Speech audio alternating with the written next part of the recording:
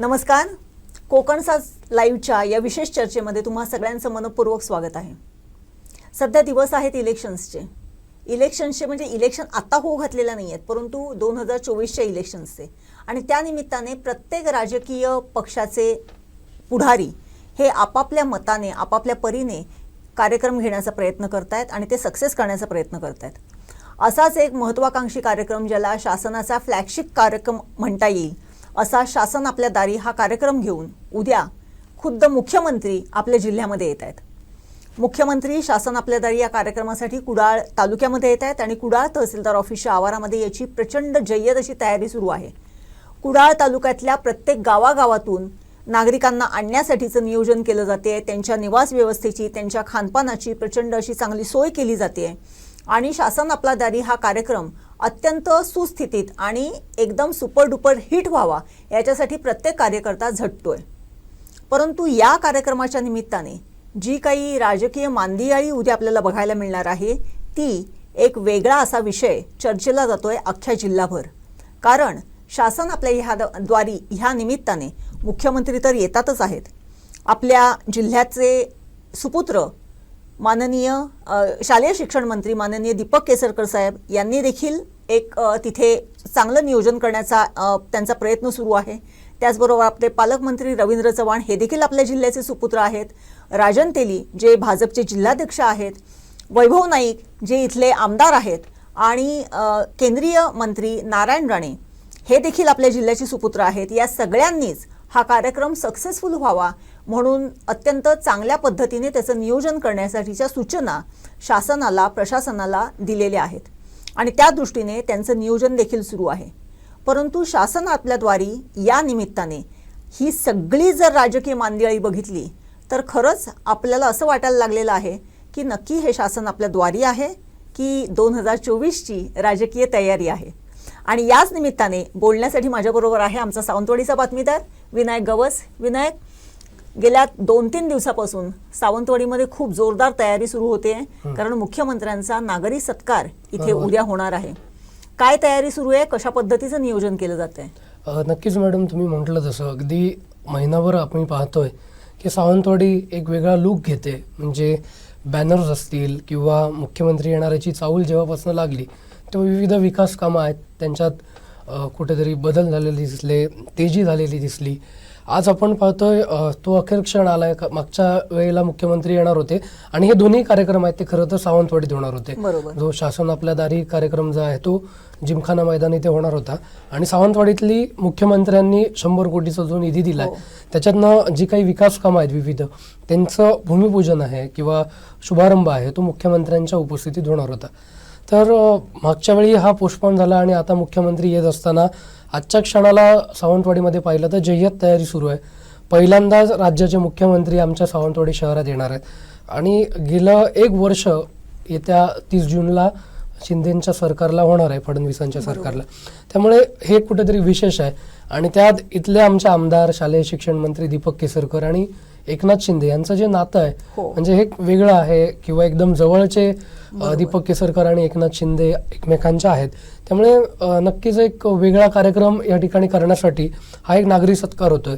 आणि या नागरी सत्कारामध्ये आमच्या सावंतवाडीचे युवराज लखमराजे भोसले यांना अध्यक्षपद देण्यात आलं आहे आणि त्यांच्या समितीखाली मग विविध क्लब्स असतील, सामाजिक संघटना असतील, ज्येष्ठ नागरिक असतील, हे शहरातले जे सगळे आमचे लोक आहे, कारण कोकणी माणूस हा कृतज्ञता व्यक्त करण्यासाठी नेहमी पुढे असतो आणि तीच एक भावना घेऊन आमचे हे सगळे लोक उद्या जेव्हा एकनाथ शिंदे येतील, जसं प्रेम त्यांनी याआधी सावंतवाडीवर केलंय तसं अजूनही करावं याच्यासाठी त्यांचा नागरी सत्कार करतायत आणि त्यांनी दिलेल्या प्रेमाबद्दल ती कृतज्ञता व्यक्त करणार आहेत.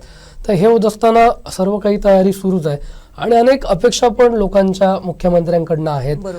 त्या संदर्भात पण आपण सविस्तर बोलू. पण हे होत असताना जसं तुम्ही म्हटलं की शासन आपल्या दारी की 2024ची तयारी, तर असं एक दीपक केसरकर यांचं एक विनम्र आवाहन आहे आमच्या सावंतवाडीकरांच्या जनतेसाठी, शहरांच्या.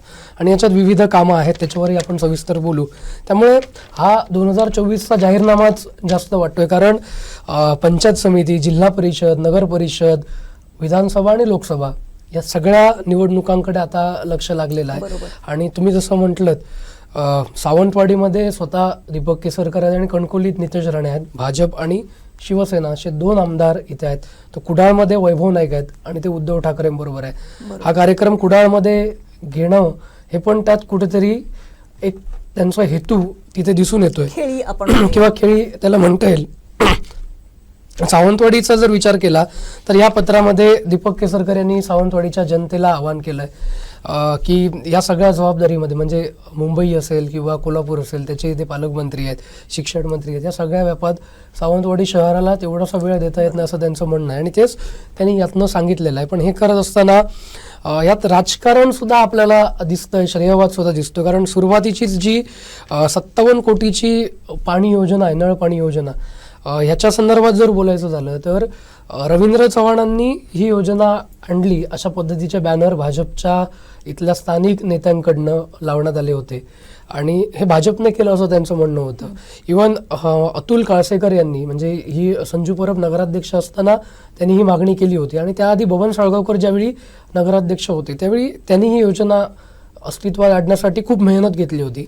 आणि अतुल काळसेकर यांनी जसं म्हटलं की बबन साळगावकरांना श्रेय मिळू नये म्हणून तेव्हा जे पालकमंत्री असणाऱ्या दीपक केसरकरांनी ती योजना पुढे जाऊ दिली नाही, ती रवींद्र चव्हाणांनी आणली आणि जवळजवळ 97 कोटीचा निधी हा त्या योजनेसाठी मंजूर केला आणि लवकरच ते काम सुरू होणार. त्यामुळे पहिला जो श्रेयवाद आहे तो या पत्राच्या पहिल्याच गोष्टीमध्ये आपल्याला दिसतोय.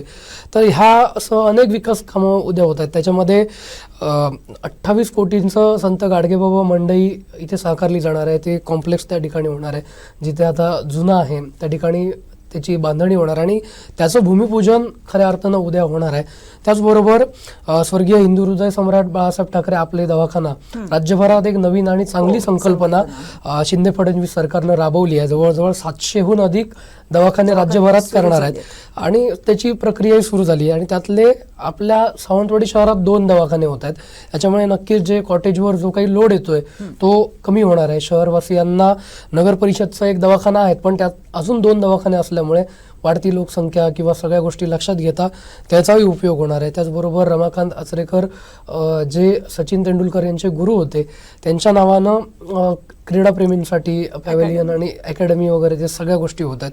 तर अशी काही विकास कामं होत असताना दोडामार्ग रुग्णालय असेल त्याचाही शुभारंभ होणार आहे आणि हे सगळं उद्या एकनाथ शिंदे ज्यावेळी सावंतवाडीत येतील त्यावेळी होणार आणि याच्यासाठी जो लागणारा सगळा जो निधी आहे तो एकनाथ शिंदे मुख्यमंत्री झाल्यानंतर दिलं असं केसरकरांचं म्हणणं आहे आणि त्याच्यासाठीच हे सगळं चाललंय.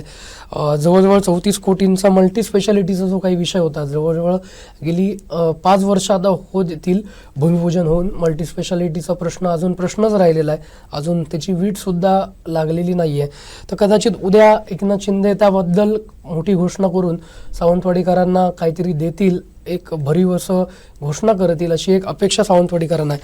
त्याचबरोबर मोफत रुग्णसेवा केंद्र असेल, तलावाचं सौंदर्यीकरण असेल, शहराचे सगळे जे विविध विषय आहेत त्या संदर्भात दीपक केसरकर यांनी आवाहन केलेलं आहे. पण हे करत असताना शेवटच्या वाक्यात दीपक केसरकर म्हणतात ते मला सांगावं लागेल कारण गेले काही महिने राजकीय स्थित्यंतर झालं किंवा जबाबदाऱ्या वाढल्या त्यामुळे शहरवासियांच्या गाठीभेटी घेता येत नाही असं त्यांचं म्हणणं आहे आणि याचा फायदा घेत काही मंडळी राजकारण करतात असं केसरकर म्हणतात आणि हा आरोप आपसुकच विरोधकांपेक्षा भाजपवर जास्त आहे. कारण भाजपचे जिल्हाध्यक्ष राजन तेली असतील, माजी नगराध्यक्ष संजू परब असतील, एकही संधी सोडत नाही की दीपक केसरकर विकास करण्यात कसे कमी पडलेत, विकास करण्यात त्यांना कसं साध्य झालं नाही. हे विरोधकांचं जे काम आहे ते भाजपचेच नेते मंडळी करतात. त्यामुळे हा टोला आहे तो किंवा कोपरखळी मारलेली दिसते आणि पुढे ते आहेत. त्याबाबत टिप्पणी करणार नाही असं ते म्हणतायत पण पुढे जाऊन ते असं म्हणतायत की इथली जनता सुज्ञ आहे, इथले नागरिकही सुज्ञ असून त्यांचा माझ्या विचारसरणीवर विश्वास आहे आणि कोण बरा कोण वाईट कोण आपला हे माझ्या सावंतवाडीकरांना दुसऱ्या कोणी येऊन सांगायची गरज नाही. माझ्या या प्रयत्नांना सगळ्यांची साथ राहील असं जे दीपक केसरकर म्हणतात. यातच खूप काही आहे. म्हणजे दीपक केसरकरांनी या आव्हानामधनं तुम्ही जसं म्हटलं की ही 2024ची तयारी आहे का, तर ही खरोखर 2400 तयारी असं म्हणायला हरकत नाही. बरोबर विनायक, त्यांचा जो शेवटचा परिच्छेद आहे आपण जर फक्त याच पत्राचा जर विचार केला किंवा ह्या निवेदनाचा विचार केला, परंतु माझ्या माहितीप्रमाणे मुख्यमंत्री एकनाथ शिंदे आणि उपमुख्यमंत्री देवेंद्र फडणवीस हे दोघे जण कालच केंद्रीय गृहमंत्री अमित शहा यांच्या भेटीला गेलेले होते आणि मुख्यमंत्र्यांनी आज ट्विट केलेलं आहे की त्यांनी अमित शहाना असं सांगितलेलं आहे की पुढच्या ज्या इलेक्शन्स आहेत, म्हणजे आपल्या सगळ्या जिल्हा परिषदेपासून खासदारकी आमदारकीपर्यंतच्या ज्या इलेक्शन्स आहेत त्या सगळ्या आपण युती म्हणून लढणार आहोत. म्हणजे शिवसेना आणि भाजप यांची युती पुढे आपल्याला बघायला मिळणार आहे, हे त्यांनी ट्विट केलेलं आहे. मग हे जर बघितलं तर हा जो काही शेवटचा परिच्छेद आहे तो निश्चितच त्याला रिलेव्हंट होईल असं म्हणायला पाहिजे. परंतु मला एक आश्चर्य वाटते विनायक, की सावंतवाडीमध्ये नागरी सत्कार करणार आहेत मुख्यमंत्री साहेबांचा. ठीक आहे, समयोचित आहे आणि आवश्यक आहे ते, परंतु तो जो कार्यक्रम आहे त्या कार्यक्रमाचे अध्यक्ष लखमराजे भोसले आहेत, की जे एक उदयोन्मुख एक युवा नेता म्हणून आहेच, परंतु आपला जर सावंतवाडीचा जर आणि हा जर थोडंसं हे पेल्यातलं जर वादळ बघितलं तर ते कुठेतरी थोडंसं वेगळं वाटते, असं वाटत नाही का तुला? नक्कीच, जसं तुम्ही म्हटलं 24ची तयारी, हो ही 24ची तयारीच आहे.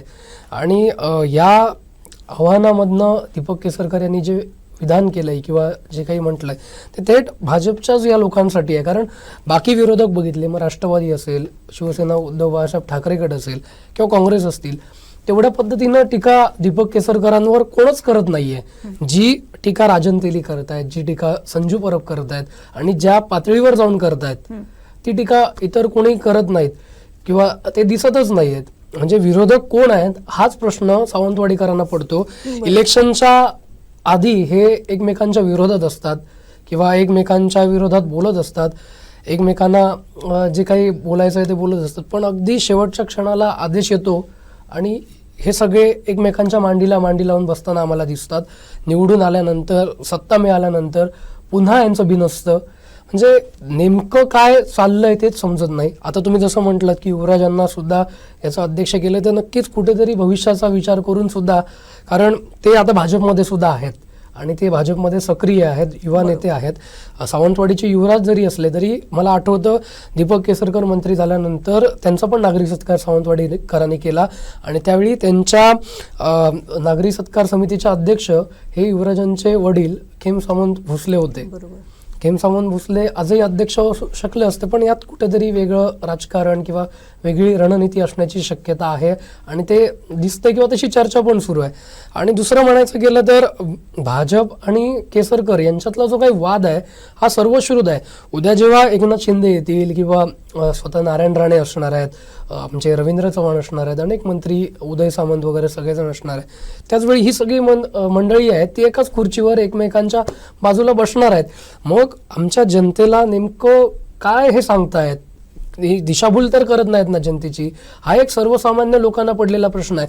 हे जे बोलत असतात, आमच्या इथल्या लोकांचा रोजगाराचा खूप मोठा प्रश्न आहे. आमच्या मतदारसंघाचा जर विचार केला तर सावंतवाडी, दोडामार्ग आणि वेंगुर्ला ह्या तीनही तालुक्यातली जी तरुण मुलं आहेत ती आजही आमच्या सावंतवाडीत राहत नाहीत, आपल्या आईवडिलांबरोबर राहत नाहीत. त्यांची इच्छा नाही आहे आपल्या आईवडिलांना, आपल्या कुटुंबाला एकटं सोडून त्यांच्या वृद्धापकाळात जावं, त्यांना एकटं टाकावं अशी त्यांची इच्छा नाही आहे. पण रोजगार आणि पैसा ही अशी गोष्ट आहे की त्यांना ते भाग पाडलं जातंय. त्यांना गोवा असेल, मुंबई असेल, देश विदेशात जावं लागतंय. हे का जावं लागतंय तर आमची नेते मंडळी त्या संदर्भात काही बोलतच नाही आहेत. मग विरोधक असतील किंवा सत्ताधारी असतील किंवा आता दोघेही सत्ताधारीच आहेत, विरोधकच नाही आहेत, त्या संदर्भात कुठलंही विधान करताना दिसत नाही आहे, त्या संदर्भात काही घोषणा करताना दिसत नाही. याचं जरी पाहिलं तरी काही ह्या बेसिक गरजा आहेत त्याच कुठेतरी दिसतात. त्यामुळे उद्या एकनाथ शिंदे जेव्हा सावंतवाडीत येणार आहेत, जेव्हा कालही मी सावंतवाडीकरांचा एक आढावा घेतला की मुख्यमंत्री येतात तर तुम्हाला काय अपेक्षित आहे, किंवा सावंतवाडीकरांची जी चर्चा दिसते की मुख्यमंत्री आल्यानंतर इथे कुठला तरी उद्योग यावा, त्याच्यासाठी त्यांनी घोषणा करावी. आमची मुलं जी बाहेर जात आहेत, अगदी कोरोनाच्या काळात आपण बघितलं काय हाल आमच्या मुलांचे झाले, किंवा रोजचा जो काही मुंबई गोवा हायवेवरनं येत असताना ज्या अपघातात आपल्या आई वडिलांनी किती मुलं गमावली आहेत आतापर्यंत, ह्याचाही विचार कुठेतरी करणं गरजेचं आहे. आणि त्याच्यासाठी मुख्यमंत्री ज्यावेळी इथे येतील त्यावेळी आरोग्य आणि जो आमचा रोजगाराचा खूप मोठा प्रश्न आहे त्याच्या संदर्भात त्यांनी ठोस भूमिका घ्यावी, ठोस काहीतरी निर्णय घ्यावा. अनेक प्रश्न आहेत, म्हणजे मल्टीस्पेशालिटीचा रखडलेला प्रश्न आहे, रेल्वे टर्मिनल्सचा प्रश्न आहे, पर्यटन आपला जिल्हा आहे, पर्यटन जिल्हा होऊन 25 वर्ष झालीत, पण पर्यटनाच्या बाबतीत जे काही आहे ते आपल्या समोर आहे. हे सगळं असताना काही गोष्टी होत नाहीत असं नाही, होत आहेत, पण ज्या अपेक्षित गोष्टी आहेत आमच्या नेत्यांमध्ये ती क्वालिटी आहे, ते काम करण्याची त्यांची जिद्द आहे आणि राज्याच्या राजकारणात किंवा देशाच्या राजकारणात सुद्धा आमचा कोकणी माणूस आहे ह्याचा आम्हाला अभिमान आहे. त्याच्यामुळे त्यांच्याकडनं ती अपेक्षा आमच्या लोकांची आणि ते त्यांनी पूर्ण करावी अशी आहे. आणि हे सगळं होत असताना उद्याच्या कार्यक्रमात विशेष बोलायचं झालं तर केसरकरांनी जे काही पत्र आज दिलं, विनम्र आवाहन केलं, त्यातनं उद्या तेच राजन तेली असतील किंवा भाजपचे नेते मंडळी असतील ते एका कार्यक्रमात आम्हाला दिसणार आहेत.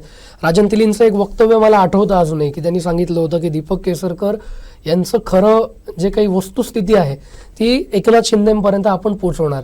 तर आता उद्याच्या कार्यक्रमात राजन तेली समोरासमोर सांगणार आहेत, प्रत्यक्ष दाखवणार आहेत की नंतर सगळं म्हणजे ते जसं म्हणालेले की सगळं कलेक्शन आपल्याकडे आहे आतापर्यंतचं त्यांच्या घोषणांचं ते उद्याच्या त्यांच्या या दौऱ्यात देणार की नंतर वैयक्तिक भेट घेत देणार. तर हे सगळे सावंतवाडीकरांना, आमच्या मतदारांना, ज्यांनी मतं घातलीत या लोकांना किंवा हे लोक आता ह्या आमच्या मतदारांचं प्रतिनिधित्व करू इच्छितात, त्यांचे हे प्रश्न आहेत आणि त्यांच्या ह्या भावना आहेत. आजही अनेक समस्या आहेत, हायवे सारखा प्रश्न आहे, तिथे रोज अपघात घडतात, रोज एक जीव जातोय.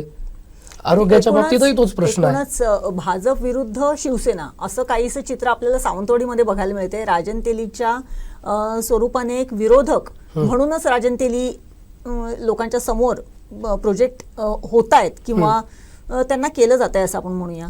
आणि तू जे म्हणालास की राजन तेलींचं एक वक्तव्य असं होतं की दीपक केसरकर काय आहेत हे मी मुख्यमंत्र्यांना, मला असं वाटतं की राजकारणामध्ये किंवा ह्या सगळे राजकीय व्यक्ती एकमेकांबाबत म्हणजे जी विरोधक आणि आमने सामनेवाले जे काय असतात ते प्रत्येक जण असं सांगत असतात की तुझी कुंडली माझ्याकडे आहे, माझी कुंडली तुझ्याकडे. मला वाटतं या सगळ्यांच्या कुंडल्या, सगळ्याच राजकीय पक्षाच्या कुंडल्या असलेली म्हणजे ही जी काही प्रथितयश मोठी मोठी माणसं आहेत त्या प्रत्येकाच्या कुंडल्या प्रत्येकाने घेऊन ठेवलेल्या तसं मला वाटते. आणि जेव्हा जेव्हा संधी येईल त्या त्यावेळेस एक एक कुंडली पुढे करायची आणि आपापल्या पोळ्या 2024 त्याच्यासाठी योग्य वेळ आहे. असं आहे. पण ह्या सगळ्या धबडगाईमध्ये म्हणजे उद्या मुख्यमंत्री साहेबांचा इथे सत्कार होईल, सगळं एक चांगलं म्हणजे शासन आपल्याद्वारे हा कार्यक्रम चांगलाच आहे, जनतेच्या हितासाठी आहे, त्यांना तो उपयोगाचा आहे. परंतु गेल्या काही दिवसांपासून मोती तलाव हा खूप चर्चेला जातोय.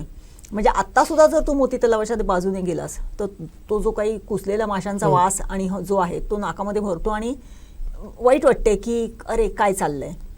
आता ह्या मोती तलावाच्या काठालाच मला वाटते हा सत्कार केला जाणार आहे मोठा. आता प्रशासक म्हणून सावंतवाडीचे सीओ आहेत म्हणजे मुख्य अधिकारी ते आता स्प्रेइंग करणार आहेत अत्तराचं की काय मला माहिती नाही.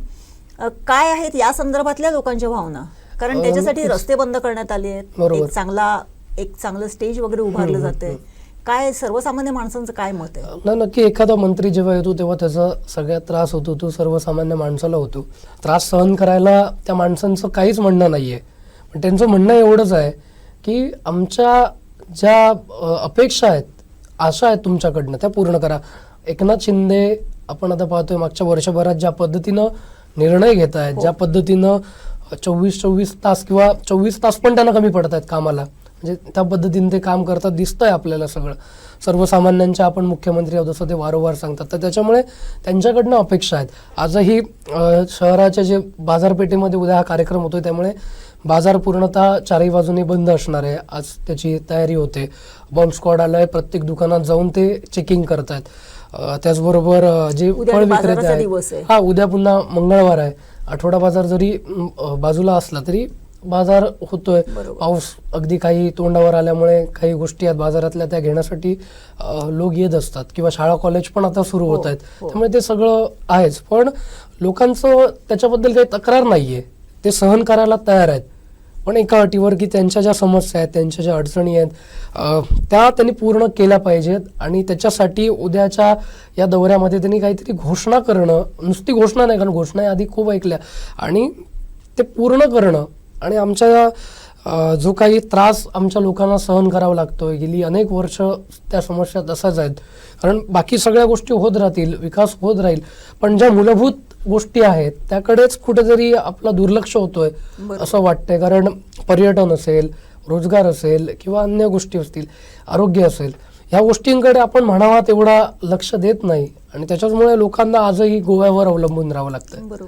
तर आमचं गोव्यावर अवलंबून राहणं बंद व्हावं हीच एक मोठी अपेक्षा लोकांची आहे. मग रोजगार, आरोग्य आणि सगळ्याच बाबतीत असेल. बरोबर. आणि जर गोवा आपल्या नंतर म्हणजे बघितलं तर ज्या पद्धतीनं पुढे गेलंय पर्यटनाच्या बाबतीत, गोव्यापेक्षा आमच्याकडे खूप काही आहे, पण आपण त्या पद्धतीने पुढे गेलेलो नाही. त्याच्यासाठी काही गोष्टी असतील कारणीभूत, तर मुख्यमंत्र्यांकडनं तीच अपेक्षा सगळ्यात जास्त आहे. जास्तीत जास्त रोजगार निर्मिती इथे व्हावी आणि इथला एक तरुण इथेच स्थिरावा, बरोबर. याच्यासाठी ही मागणी इथल्या सर्वसामान्य जनतेची आहे, जेणेकरून त्यांचा अर्थमान उंचावेल आणि त्यांचं स्वतःचं, म्हणजे तू म्हणालच तसं की आपल्या म्हातारा आई वडिलांना सोडून कोणालाच जाण्याची इच्छा नाहीये, परंतु नाईलाजाने करावं लागते आणि पुन्हा इथल्या वाडी वस्त्या पुन्हा गजबजतील अशी अपेक्षा आहे या दौऱ्यातून.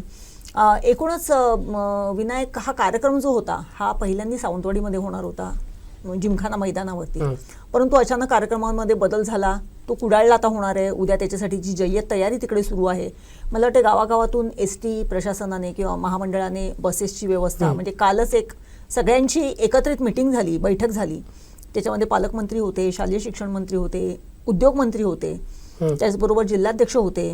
म्हणजे त्यांनी सगळ्यांनी सूचना केलेल्या आहेत प्रशासनाला की येणाऱ्या प्रत्येक नागरिकाला, येणाऱ्या प्रत्येक ग्रामस्थाला योग्य असं त्यांचं नियोजन व्हावं. परंतु एकूणच सावंतवाडीतून कुडाळला हे जे काही शिफ्टिंग झालेलं आहे ते काय असं नॅचरल झालेलं आहे असं काही वाटत नाही एकूणच. कारण कालचं जे काही वैभव नाईकांचं जे काही स्टेटमेंट आहे की नारायण राणे हे स्वतःच्या मुलासाठी हे सगळं घडवून आणतायत किंवा हे करतायत, हे जे स्टेटमेंट आहे ते जर बघितलं, सावंतवाडीतलं एक वेगळं राजकारण बघितलं, दीपक केसरकर वर्सेस राजन तेली तिथलं हे बघितलं, कुडाळची एकूणच हे बघितली, म्हणजे एका बाजूला नितेश राणे आहेत कणकवलीचे आमदार, ते भाजपचे आहेत, इथे दीपक केसरकर शिवसेनेचे आहेत, राहिला फक्त उद्धव ठाकरे बरोबर असलेले वैभव नाईक, त्यांच्या मतदारसंघात हा कार्यक्रम घेतला जातोय. एकूणच काय परिस्थिती आहे त्या संदर्भामध्ये, काय लोकांमध्ये चर्चा आहे? नक्कीच त्याकडे येतो मी, पण जसं म्हटलं सावंतवाडीत लक्ष काय, राजन तेलींनीच म्हटलं होतं की दीपक केसरकरांसोबत शिवसेनेत किती जण गेलेत हे मी एकनाथ शिंदेना सांगणार. उद्या केसरकर आणि केसरकरांच्या समर्थकांची तीच जबाबदारी आहे किंवा ते खूप मोठं आव्हान आहे की आपल्यासोबत कोण आहेत हे त्यांना दाखवून द्यावं लागणार आहे उद्या. आणि उद्याच्या कार्यक्रमात ते स्पष्ट होईल की किती जण, किती शिवसैनिक हे केसरकरांसोबत आहेत. कारण शिवसेनेच्या उद्धव बाळासाहेब ठाकरेंच्या गटाकडनं आजपर्यंत म्हटलं गेलंय की केसरकरांना अजूनही शिवसेनेचा मोठा मेळावा ओपन प्लेसमध्ये घेता आला नाही. राजन तेलींनी तो घेतला, रवींद्र चव्हाण यांची सभा झाली, पण केसरकरांना तसा मेळावा अजून तरी वर्षभरात घेता आलेला नाही. त्यामुळे उद्या शक्ती प्रदर्शन हे करावं लागणार आहे आणि ते एक मोठं आव्हान असणार आहे. मागे वेंगुर्ल्यामध्ये जेव्हा CM आले होते त्यावेळी काही बातम्या अशा झाल्या होत्या की कार्यकर्त्यांपेक्षा पोलीस आणि अधिकारी जास्त होते. त्यामुळे उद्या जेव्हा CM येतील त्यावेळी ते खूप मोठं आव्हान असेल. आणि तुम्ही जसं म्हटलं की हा प्रोग्राम आहे हा राणेंनी हायजॅक केला असं काल वैभव नाईक म्हणालेत, आणि तसं ते वाटतंय. कारण सावंतवाडीत सगळं ठरलेलं, सगळं नियोजन झालेलं, सावंतवाडीच्या आपल्या बाजारपेठेमध्ये हा शुभारंभ आणि त्याच्यानंतर जिमखाना मैदानावर शासन आपल्या दारी या कार्यक्रमाचा शुभारंभ होणार होता. पण अचानक असं काय घडलं, दौरा पुढे गेला. दौरा पुढे गेल्यानंतर कुडाळ अचानक पुढे आलं, कणकवली नाही. कारण तुम्ही जसं म्हटलं कणकवली स्वतः नितेश राणे आहेत, नितेश राणेंचा तो बालेकिल्ला आहे, केसरकरांचा बालेकिल्ला सावंतवाडी आहे, आणि हे दोनही सत्तेतले घटक आहेत. राहिला प्रश्न तो कुडाळचा. कुडाळमधनं वैभव नाईक आहेत, त्यांच्या अनेक चौकशा चालू आहेत. बरोबर. त्याच्यामुळे तिथे स्वतः निलेश राणे सुद्धा इच्छुक आहेत. त्यामुळे कदाचित त्या दृष्टीने हा कार्यक्रम तिथे घेत येणाऱ्या सगळ्या म्हणजे निवडणुकांमध्ये भाजपला कुडाळ ताब्यात घ्यायचं. आणि मागे जसं म्हटलं भाजप असेल किंवा शिवसेना असेल आणि आता ही एकत्र लढणार असं म्हणत असताना कोकणात भाजप आणि जे शिंदेबरोबरचे आमदार आहेत त्यांना निवडून आणणं ही खूप मोठी जबाबदारी ही दोन्ही पक्षांची असणार. आणि त्याच्यामुळे कदाचित ते असेल. आणि त्याचमुळे जे आपण म्हणतोय की शासन आपल्या दारी की 2024ची तयारी, तर हे अगदी त्याला योग्य आहे.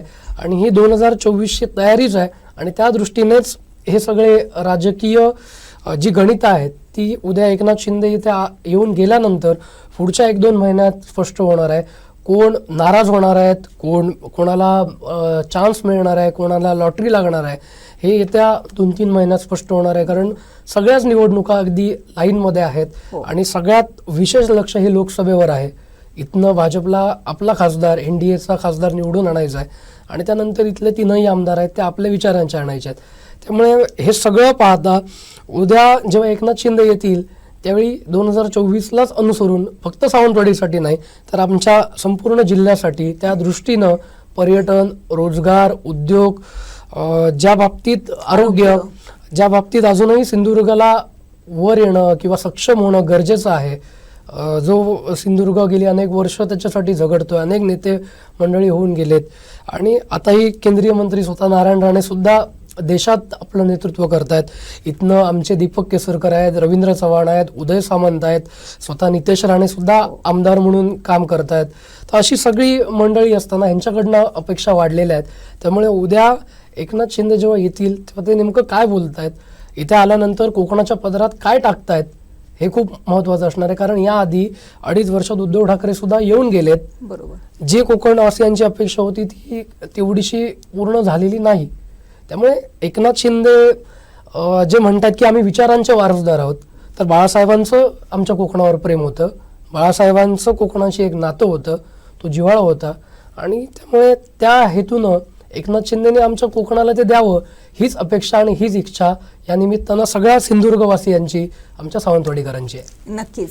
एकूणच शासन आपल्या द्वारी हा कार्यक्रम उद्या कुडाळमध्ये होऊ घातलेला आहे आणि त्याच्यासाठी राज्याचे मुख्यमंत्री खुद्द तिथे येणार आहेत, त्या कार्यक्रमाचं उद्घाटन करणार आहेत आणि जय्यत तयारी या कार्यक्रमाची सुरू आहे. या निमित्ताने सावंतवाडीकर मुख्यमंत्र्यांचा नागरी सत्कार इथे करणार आहेत आणि तो निश्चितच भव्य दिव्य असा असेल की ज्यामुळे मुख्यमंत्र्यांना एक वेगळं एक समाधान किंवा एक वेगळं फील त्यांना येईल की आपण सिंधुदुर्गामध्ये आलेलो आहेत. कारण आपला सिंधुदुर्गकर हा निश्चितच आदरातिथ्यशील आहे, अगत्यशील आहे आणि त्यांना पाहुणचार करायला आवडतो. त्याचबरोबर कुडाळमध्ये शासन आपल्या द्वारी कार्यक्रम सुरू असताना किंवा कार्यक्रमाची तयारी सुरू असताना एकीकडे सर्वच कार्यकर्त्यांनी, नेत्यांनी, इथल्या स्थानिक पुढाऱ्यांनी दंड थोपटलेले आहेत आणि सगळेजण आपापली शक्ती पूर्णपणे पणाला लावून उद्या शक्ती प्रदर्शन करण्याच्या तयारीमध्ये आहेत. याचं देखील हे जे काही प्रदर्शन आहे, शक्ती प्रदर्शन आहे, राजकीय शक्ती प्रदर्शन आहे, ते सुद्धा उद्या बघणं एक वेगळं असं ठरणार आहे आणि शासन आपल्या दारीच्या नथीतून कुठला तीर मारला जाणार आहे हे निश्चितच बघण्याचं औत्सुक्याचं ठरणार आहे उद्या कुडाळमध्ये. शासन आपल्या द्वारी हा कार्यक्रमाच्या निमित्ताने जनतेला जी काही सोय शासनाने करून दिलेली आहे त्याचा निश्चितच इथल्या ग्रामस्थांना, नागरिकांना उपयोग व्हावा हीच अपेक्षा आहे. कारण आपल्याकडचा जो काही नागरिक असतो, ग्रामस्थ असतो, तो फार डोंगरदऱ्यातून, खेड्यापाड्यातून आलेला असतो आणि त्यांना जसं काही सांगितलं जाते की सरकारी काम आणि 10 महिने थांब, तसं न होता त्यांना आवश्यक असलेली जी काही कागदपत्र आहेत, त्यांना आवश्यक असलेले दाखले आहेत, योजना आहेत, याचा जास्तीत जास्त लाभ त्यांना मिळावा या दृष्टिकोनातून हे शासन आपल्या दारी हा उपक्रम शासनाने केलेला आहे. त्याची यशस्वीता तर दिसेलच, कारण याच्या अगोदर झालेले 2ही कार्यक्रम आपल्याकडे खूप चांगले झालेले आहेत. निश्चितच तो कार्यक्रम ग्रामस्थांना, नागरिकांना उपयुक्त असा ठरेलच. परंतु खरं जे काही आहे की ह्या शासन आपल्या दारीच्या माध्यमातून उद्या जे काही राजकीय प्रदर्शन, राजकीय जे काही उद्या तिथे दिसलं जाणार आहे की कोण, कुठला पक्ष किती बळ वापरतोय, हे जे काही तिथे दिसणार आहे ते देखील सर्वसामान्य माणसाच्या दृष्टीने बघण्यासाठी औत्सुक्याचं ठरणार आहे. बघूया मुख्यमंत्र्यांच्या निमित्ताने आपल्या जिल्ह्यात जे मुख्यमंत्री येणार आहेत त्या निमित्ताने सिंधुदुर्ग जिल्ह्यातलं राजकीय वातावरण उद्या कसं असेल.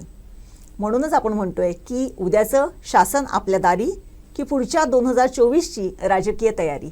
इथेच थांबूया. धन्यवाद.